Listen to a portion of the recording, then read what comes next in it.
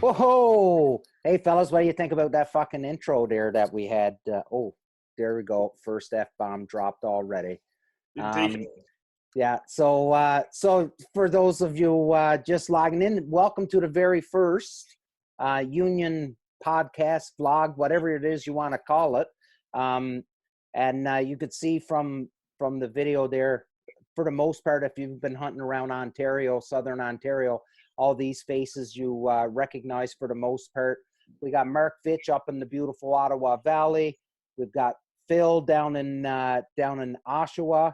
We got Ryan Bro, who was stomping around the Ottawa Valley and is now down in the East Coast in Nova Scotia. And of course, last but not least, we got Dave that's up in the Kincardine area. So a pretty well-rounded, experienced group of hunters that's got experience in a little bit of everything. I'm the newbie, for lack of a better term. So my dad always told me keep strong people around you and use them to succeed. So that's what I do. I surround myself with good people and then I share the successes. So fellas, you want to chime in, say anything, go right ahead.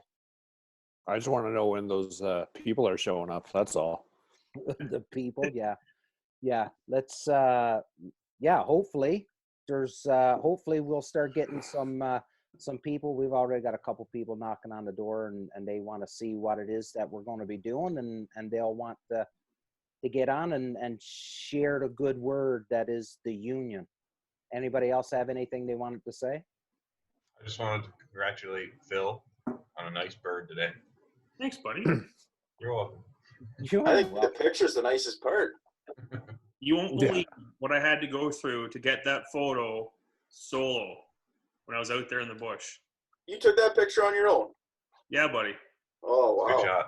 Yeah, I got the tripod set up, racing against this stupid 10-second timer, trying to get the bird propped up, run back, check the photo, run back, do it again, not make the timer, look like an idiot.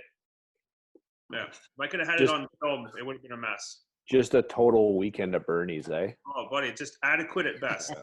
Anybody who watches this podcast and is under the age of 30 won't get that reference, but that's okay. No. I think anybody that's watching this podcast that's under the age of 30 is not going to get a whole lot of references in this. Yeah. But now, fellas, we do have to preface that with Phil's nice pictures. That Phil's a little bit of a connoisseur when it comes to taking pictures of himself too, boys. Like, listen, I know he's saying that it was a little bit of a job to get that picture, but don't fool you.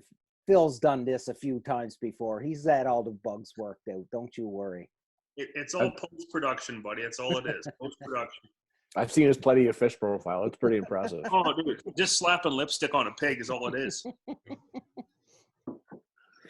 Dave? Yeah. What's shaking, man? How's everything up in Kincardine? Oh, good. We're storming up here, so didn't get out this morning.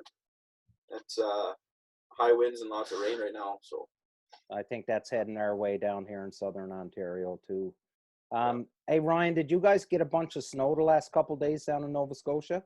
Some parts did, like up like towards Antigonish, where my wife's family's from. They got a bit of snow, and up in the valley, on the valley floor here, we didn't get any. But I know Matt Kazera's had to shovel his driveway this morning. But I mean, for us, that's mountain clear. Life for you, right there. Yeah, give and take, I guess.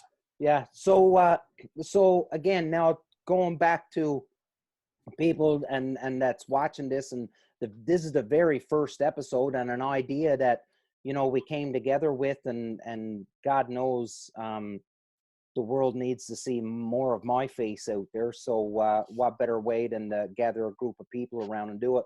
So for anybody that's been following Punisher Waterfowl for, well, ever since I started, you can remember back a couple years ago, I had this idea of a union, of a waterfowlers union. I called it Local 0430, just a number because of usually what time we wake up. But it really didn't fly, because I think a lot of people sort of associated the word union with labor union and the whole bit, which, you know, couldn't be further from the truth. It's a union as in a group of like-minded people, and the union, just to me, it makes the group sound strong, and that's what I'm going for here. And when we created this and I called it the union, it's 100% to show some unity across the board, and it doesn't matter what kind of hunter you are, or outdoorsman, or outdoorswoman, or person, or whatever you associate with. It doesn't matter. We are all united in some part and in some way of thinking, and this is a great term, in my opinion, that we can all fall under. So welcome to the union, and this is literally what it is. It's going to be five good friends sitting around and telling stories and talking about hunting and life and blue collar, and, you know, just something real, nothing scripted, nothing, no pretend. This is 100% the way we are, and you know, we ain't hiding anything. So, you know, again, welcome to the union. Cheers.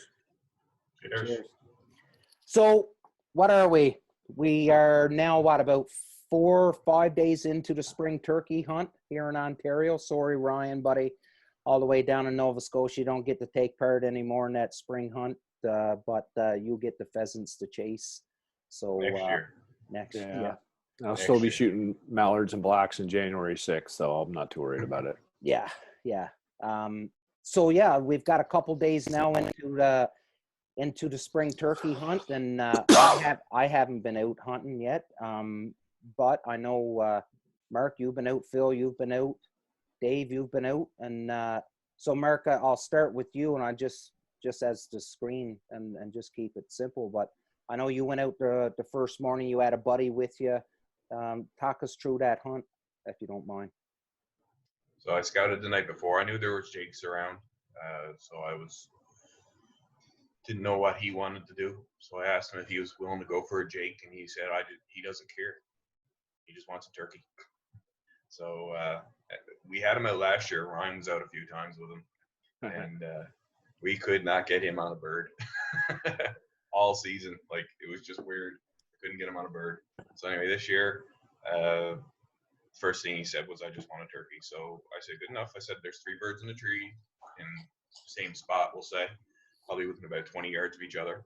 I said, "We'll go set up. They're pretty aggressive. They'll go after the jake that I put out for a decoy." And I said, "It shouldn't take too long." So we went in nice and early, set up, and just as I described it, birds came down, a few calls, they came straight across the field, 100 yards, right into the decoys, and they were 20 yards out. And I said to him, I said, "Whenever you're ready, take the shot." And they kind of made a beeline at the jake decoy, and as soon as they got to the jake decoy, they all gobbled.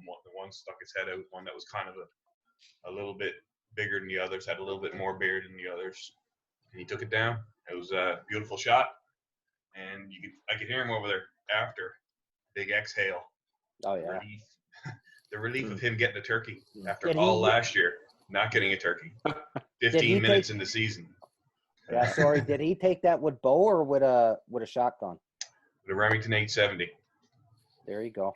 I got a funny side story about hunting with Steve. So last year, me, Mark, and him all go out together. And instead of jumping in, we had 2 pop-up blinds on a fence line. And it was my last year in Ontario, so I knew like my opportunities were few and far between to get it out last year. So I was only going to shoot a tom because I'm a tom snob, I guess, but he didn't care and he had a bow. So me and Mark were in one pop-up line and Steve was in the other pop-up line by himself. And we had roosted these birds and sure enough, they pitch in first thing the next morning, they pitch in, they come over the hill and they come right in the decoys and there's a tom and he's out in front and there's a couple jakes with him and a couple hens. And, we couldn't get the jakes to come in close because the tom was keeping them at bay. So Mark's like, well, he's like, Ryan, just shoot the tom. Maybe the jakes will come over afterwards and spur at him. So I go to shoot the tom and I just whiff. I completely whiff on him. And all the birds take off. They're gone. They scatter. And Steve's got his bow and he undraws it. And they're like, oh, that's that. So another hour passes by, and next thing I know, I look over my shoulder, and through the fence line behind us, here comes a tom. And he's in the field behind us, and he's probably about 30, 35 yards. And he's holding up. He won't come under the fence. And we're like, Steve, can you shoot him? He's like, I can't. He's like, I can't shoot through the back of the blind, like through the fence, through the brush. I'm like, well, I can. I have a shotgun. So I end up drilling the tom. So poor Steve doesn't even get it, even slinging an arrow up on these birds. And anyways, I didn't think he was ever going to get to shoot a turkey. So I was pretty happy that he got the dust one off there. So good for him. So that's awesome. So you mentioned that whiffing on that bird. So about that, he came up over the hill. It was perfect. Like the jakes parted, and there was the tom, head stuck straight up, just like, looking at him. And Ryan's ready to take the shot, and I could tell he's going to pull the trigger. And I watch it all happen. It's almost like slow motion. And the tom's sitting there, and all of a sudden, it's almost like, oh, a quarter. And he pulls the trigger. And just piece of candy. Over the bird. I appreciate the excuse, but I'm not going to make an excuse. It was timed perfectly. Right when he went to pull the trigger, down that turkey's head went right when he pulled the trigger. Over his head it went. It was a 25-yard layup. I don't know what happened, but anyways. Chip shot, buddy. Chip shot. Yeah. Chipping a putt for birdie, easy. But yeah.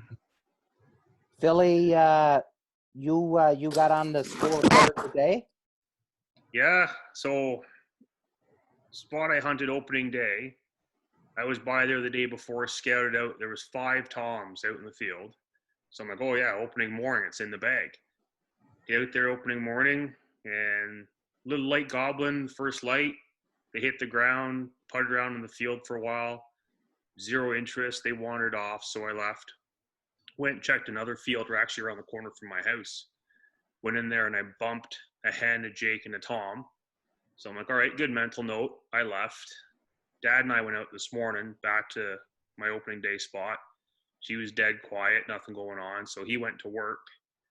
I stop off at this field again on my way home, park the truck, hike it across this field, down through a creek bottom, come up the other side. I glass out. Sure enough, 150 yards out, there's this black dot. Okay, get the binos out. Wasn't sure if it was a jake or a tom at first. So I hammer the box call and get the binos up, and he went into about like a half strut. And I just saw the big fan. I'm like, oh yeah, it's on. So I ducked into some cedars. It was probably a good half an hour of soft calling and him taking his sweet time to walk like 150 yards. So he's getting closer. I'm literally, and for those that love The Simpsons, there's that one episode where Homer's leaned up against a set of cedar shrubs. He's talking to Flanders, and he like sucks himself into the cedar shrubs. That was me. So this bird's wandering off, and he's skirting around. Probably he was 40 yards as he was walking by me, hoping he was going to get closer and come down this farm road that was right beside me. No luck. He started getting a little skittish. He never gobbled a single time, so I figured he's probably had the boots put to him by a big old bird. So I'm looking. I'm like, yeah, I think he's within range. So shooting the 20 gauge there, I let one go and just rolled him 40 yards. I stood up. He wasn't budging. So from where I sat, I paced it out, and he was 40 yards right to where his head laid on the ground. Awesome. So, and then you got to spend some time getting your hero shot, eh? Oh yes. How long did that take you anyway? Hmm? How long did that actually take you to get that picture? Real shot. I'd say probably about 7 or 8 tries. Nice. Is that the one? Is it the same? Yeah, it's the one you posted on Ontario Turkey Hunters today, Yeah. right? Well, Yeah, it's the one I posted earlier. like that's a crazy pose to try and pull off with a 10-second timer too, because you got the fan all spread out, you got the wings like perfectly placed, the head like it was a really nice picture, and it's impressive that you were able to pull that off with Yes. that timer going. Yes, it only took 7 or 8 tries. But whatever. Lesson learned. Look at that. Look at I that. gotta bring it up again so I can see it. Oh. Oh, there Oh it is. yeah, there it is. Look at Well that. done. It's a bird. He was carrying it around with him while he was setting the camera up. He had the whole bird there probably and ran over. I was walking up and down the street showing the cars as they drove by. Just proud of the peacock. Yeah. Yeah, no doubt. Dave, buddy, I know you had probably not the best opening day hunt. Yeah. With your son, which you got to, your son's been out with you before, but this is his first year where he gets to pull the trigger. So your first day wasn't the best, but Colby got his first bird. So walk us through that. But and the whole thing really. Yeah. So this year, it's my dad and my son's first time coming out to get birds. Oh wow. So my goal was to try and get them a double, right? I know it's pretty lofty for 2 beginner hunters to get a double, but I was like, oh, let's see if we can do it. So the first day out, they jumped to the other side of the river, got nothing. Second day out, right out of the tree, a tom comes down and 3 jakes, and they're fighting. So I pull out, I'm in one tent and they're in another, and I pull out the video camera and I'm videoing it, and they're just fighting 20 yards away from the blind, and I'm videoing it the whole time, and I'm sitting there at 2.5 minutes, I start, what the hell's going on? Why is nobody shooting? Well, then they took off. So I asked him, what's going on? And my son says, oh, I wasn't sure who was going to shoot first. And my dad says the same thing. I'm like, oh my God, like the perfect opportunity to double, right? Yeah. So then we went out the next day. Again, they went to the other side of the river, nothing. So then we went out yesterday, day 4 of the season. And we were sitting there, and I called in a tom, and the tom was followed by 2 jakes. And I got it all on film, I think. I just haven't looked yet, but they come walking in. The tom's in first, and he kind of comes in and circles out a bit, and then the 2 jakes are followed in behind. And I hear the gun go off, and I knew it was my son's using my 12 gauge, and he shoots, and I could see the bird drop, and a second later I hear another gunshot at the same bird. So they actually got a double, but it was just a double on the same bird. But you know what? You can't beat that experience, taking your dad and your kid out at the same time. Yeah, I didn't pretty fun. realize your dad has never put down a bird. I knew Colby's was going to be his first, but that is that's pretty cool. And you weren't like in a blind with them. You were off to the side, or? Yeah, we just have a 2-man blind, and between the two of them, they fill that blind up. Even with Colby, like he hit a big growth spurt. Oh yeah. So a couple days before season, with everything closed, we're looking for clothing for him. Like I'm going through all my stuff, and he ended up wearing snowmobile pants, like my wife's snowmobile pants, and an old jacket we found. And then he's wearing like a Harley Davidson hat. Like it's just whatever we could get to keep him warm, because it's cold up here, right? Yeah. But he's just grown so much, we don't have hunting clothing for him. Right. So that's going to be an expensive trip to a store for you, bud. If you got to start them off with everything now. Yeah. So you know what, Ryan, you and I don't get to tell stories about turkey. I don't, just because I haven't been out, but you've got a real good reason. You're not even in the province, but so and that's a nice little segue, I guess, into why. So like I've said to you guys, my wife's a nurse, and I think I'm pushing the envelope a bit with her coming home every day, and I'm not real concerned about catching the COVID-19 from anybody that I would hang out with. That's not my fear. My fear is me passing it on to someone, because I don't know, maybe I have it, right? Maybe Trish has brought it home and I have it, and the last thing I want to do is be a carrier and give it to a friend. So I'm going to hold off and wait probably another week, and hopefully give her a shot. Then I've got a couple birds lined up, so hopefully I'll be able to pull it off and get a bird. Yeah, and hopefully, but this whole COVID-19 thing is really it's really put a really affected my family and the way we're doing things. So I don't know how it's affected the rest of yous. But for me, it's really affected the way we operate, and it just wouldn't be right to bring up the whole COVID thing and not mention thanks to all our frontline workers, our police, paramedics, doctors, nurses, and truck drivers, and the people that are working the groceries, everybody that's still working and can't isolate. I can't thank you enough for doing everything that you're doing. So I don't know if you guys wanted to add anything to that, but to go right ahead. Well, I definitely agree with you there, Damien. Like all the healthcare workers, the nurses, the doctors, everything they're doing, it's a huge help, huge stress on them as well, and their families and so forth. And they're the ones that are keeping this country running, right?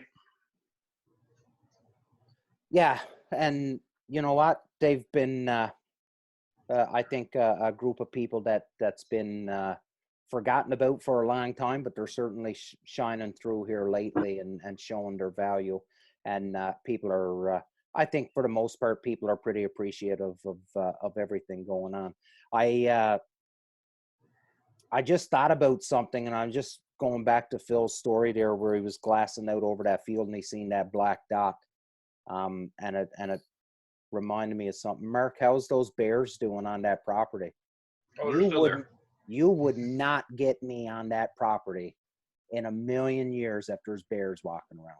Not happening. I don't care what's down there for hunting. I ain't going down there. We're one step above them in the food chain there, buddy. You're not afraid of bears, are you? I'm petrified of bears. Jesus, three tours in Afghanistan, but a little bear comes out, and you're like, nope. And one in Iraq. Yeah. Who's counting? Right? Hey, listen, you ever see that picture of that guy coming into his tree stand and seeing the bear sitting in his tree stand waiting for him in the morning? That's just a cub.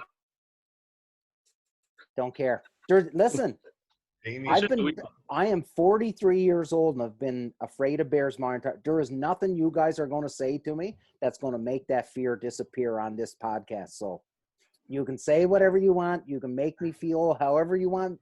I'm petrified of bears and I'm not going near them. And that's just as simple as that. I've had an abnormally high amount of bear contact in my life. I guarantee there's very few people who except for hunters, who have had as much bear contact as me for some damn reason. Yeah.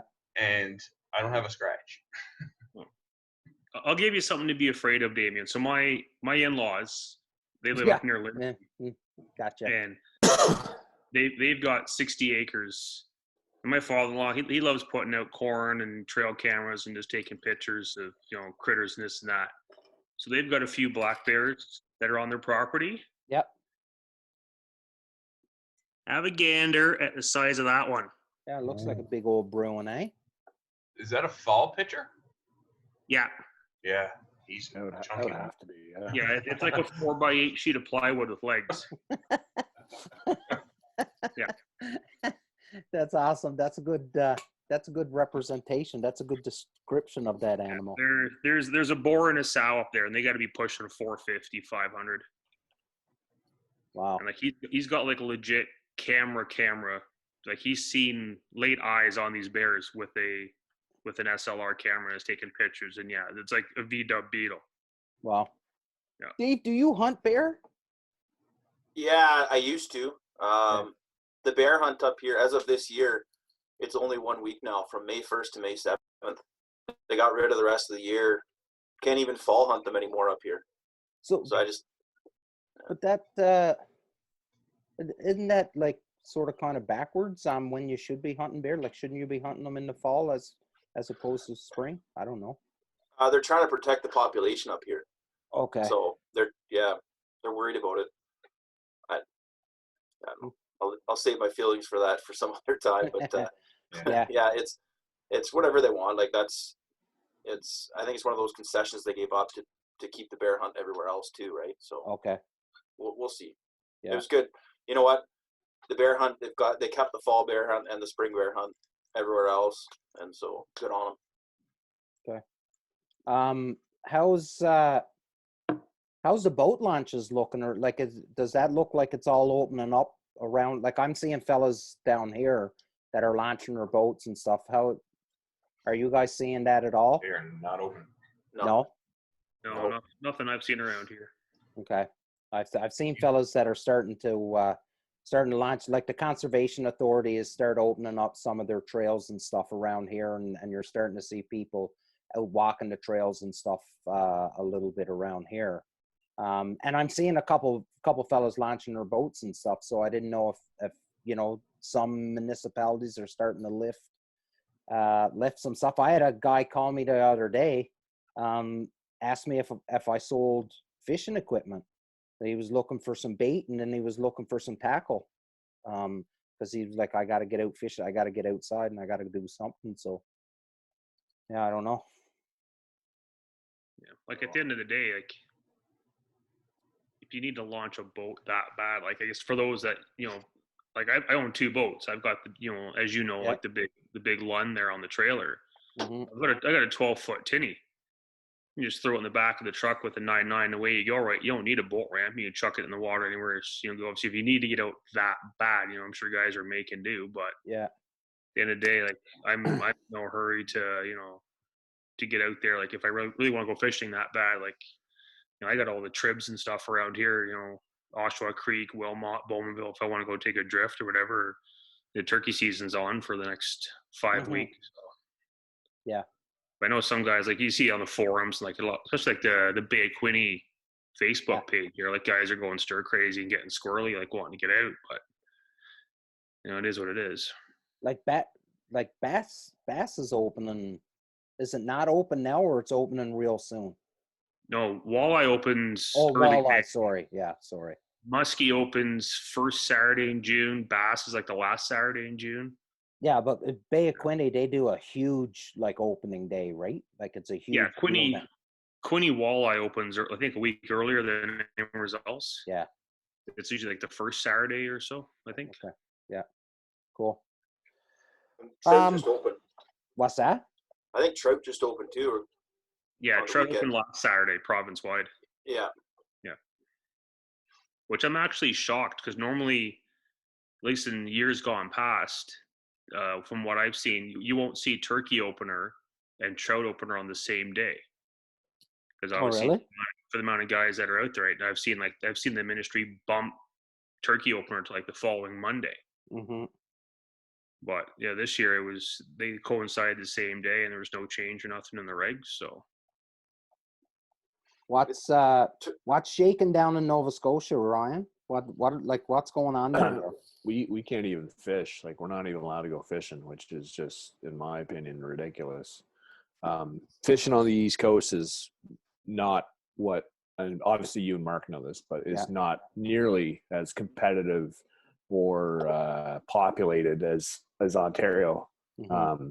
There's no boat launches, lineups of boat launches or anything like that. But I mean, it's a different type of fishing. So, I mean, the one side of it is, that I can kind of relate to is the fact that, if the mackerel are running or something like that, and there's people lined up shoulder to shoulder on the pier or whatever, maybe that, or striped bass season, like people along the bank. But again, like social distancing, it's common sense. People generally have enough common sense to be 6 feet apart and fish. And so it should be the same. I mean, if they can keep the liquor store open and they can keep the grocery store open, I don't see why not. Like, so I've never seen a fishing hole flooded like at the grocery store like I've seen lately. So good point. So is what it is. But my buddy said the other day that he heard on the radio that they are going to open it. And maybe it was just more of a flinch factor, but we'll see how it plays out. But in my opinion, I think it should be open. Like, you gotta have something for people to keep peace of mind, at least. Do you guys in Nova Scotia have the same thing like the Ontario Federation of Anglers and Hunters? Like, do you have a body a nothing. governing body like I that. shouldn't say that, but like OFA's so huge. Like, Yeah. there's nothing. If there is something in Nova Scotia, I'm not aware about it. Right. But like, not if it exists, it pales in comparison to what OFA provides, right? For liability for hunters and all that stuff. I'd be surprised. I would hazard to think that OFHA would probably get involved if things get too clamped down. Do you think? You think they would start, talking to the local government and trying to get these restrictions lifted? Like, would they get involved? I know they get involved with politics all the time. They do, but I'm not trying to start to get into politics here, but Ford seems to be saying things that are more common sense. Mm-hmm. I don't see him doing too much stupid stuff yet. Yeah. Unlike it's happening in other places. Yeah. No, good point. Whether they get involved, they do, but it's not. We don't see it so publicly when they do. Yeah. Okay. Cool. So, fellas, I think the gets into now a little bit of the show where I guess I'm hoping the audience is sort of wondering what's going on with Punisher Waterfowl and what's happening and what led to this and this idea and well, Ryan's been saying for 2 years that Punisher needs to be on YouTube because that's where it's at and stuff. So finally get around to doing it. But Dave and I had talked and this is 100% what Punisher Waterfowl is all about. It's just a group of friends that like-minded and just sit around and talk hunting and don't have to pretend to be someone that they're not and just be 100% themselves. So, for Punisher Waterfowl, this is it. Like, we're just going to continue on with this whole mantra of being friends and looking after one another. Bless you, Ryan. Bless you. Yeah. So for Punisher, we're starting to think about some new things. So you've seen some of the posts lately about dog training. You've seen some posts about the Mountain Ops who's come on board and are starting to support the Punisher Waterfowl brand. And you can see the whole idea of being fit and in order, you don't want to be a liability out in the field, especially to your friends and your buddies, your hunting partners. And if you're out doing a solo hunt, well, you want to make sure that your family isn't worried about you, right? So that whole being fit and taking care of yourself and making sure you can get out to the field and do your thing and get back safely, is important. And now with the dog training and, everyone that's been following Punisher know that I have a new dog. So I've got a totally new appreciation for anybody that's ever trained their dog. And all the dogs that I've hunted with over the years, some good, some bad. But I can totally appreciate all the work and effort that goes into it. So again, that's exactly what we're going to be. Is it going to be us trying to force products and stuff down? Yeah, there's going to be some products, some stuff carrying the logo. But our main goal is just to continue building on this community and this union that I keep using, and we just keep doing that. And you'll start to see we've got some pretty big plans coming up for the fall, some new events coming up, and some pretty exciting supporters that's coming on board too. So we've got some cool things coming up, and this here is just one of them. This video chat that's going to be shown is just one of them, and we're hoping to do this once a week right up until we get into the fall, right when we start getting busy scouting and chasing birds. Hopefully, everyone that can come on and watch us and have a laugh at us and hopefully learn a couple things and follow us along as we continue to build a brand and a bunch of guys just hanging out, having fun. I don't know. Dave, anybody, you got anything you want to? I think speaking on the Mountain Ops, you should probably put a shout out to them about last week they ran that big sale where 30% off, and then anybody who made an order, they donated 20 meals. Yeah. That's pretty huge. I think they came up with close to 500,000 meals or 250,000 meals. Like that's a lot of food that they put out there for people, right? That's good on them. Yeah.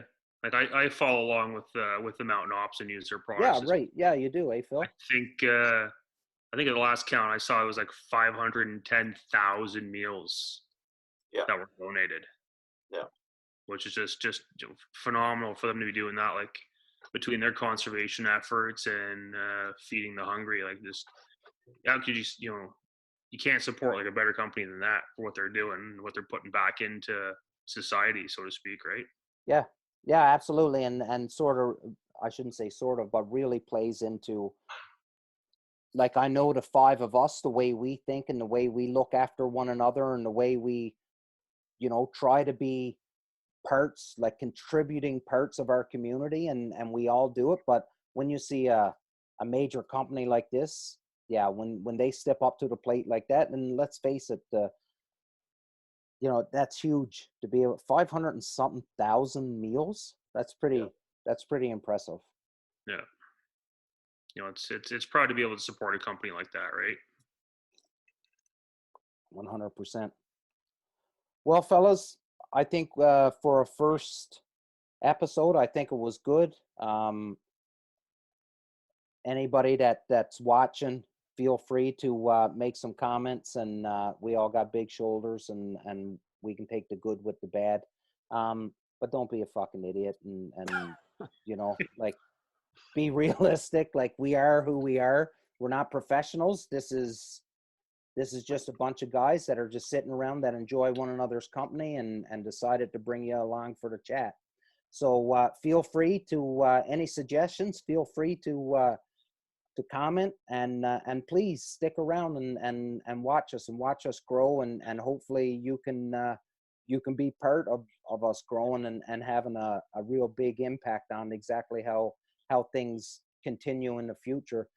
Fellas, thanks again for agreeing to doing this with me, and the commitment that you're showing to do this. And like I said, for the first episode, I think it's a wonderful event, a wonderful episode, and I'm looking forward to doing this, which is every week. Absolute pleasure, Damien. Thanks again. Sounds good, buddy. We'll Okay. talk. Yeah, boys, have a wonderful evening, and we'll chat again soon. Big love.